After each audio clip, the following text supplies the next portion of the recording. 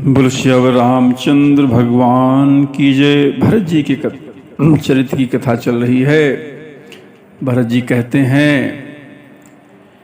कि पिता महाराज के जब देहावसान की बात सुनी तो कहते हैं, हे पिता महाराज, मैं आपको देख भी नहीं पाया, आप मुझे राम जी को भी नहीं सौंपे।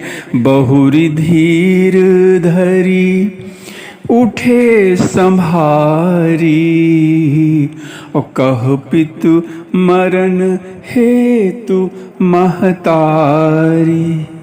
कहते हैं फिर भरत जी धीरज रखकर उठे और माता से कहते हैं कि पिताजी के मरने का क्या कारण है, कैसे पिताजी अचानक मृत्यु को प्राप्त हो गए, क्या कारण है उसका।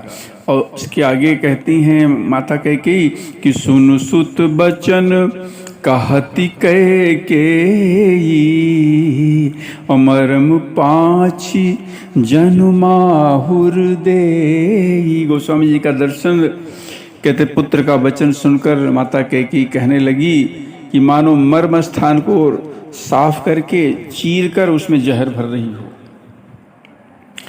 और कहते हैं शुरू से सारी कथा आदि हूँ ते सब आपनी करनी, अकुटिल कठोर मुदित मन भरनी।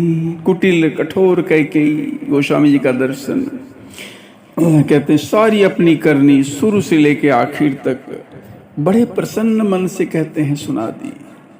अब क्या हुआ, भरत ही बिसरे पितु मरन, सुनत राम बन गौन, हेतु अपन पे जान जिए, थकित रहे धरी मौन।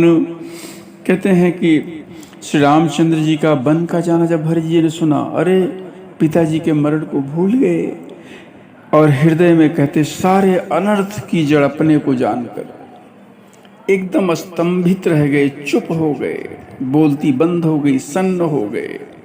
बिकल बिलो की सुतहि समुझावती,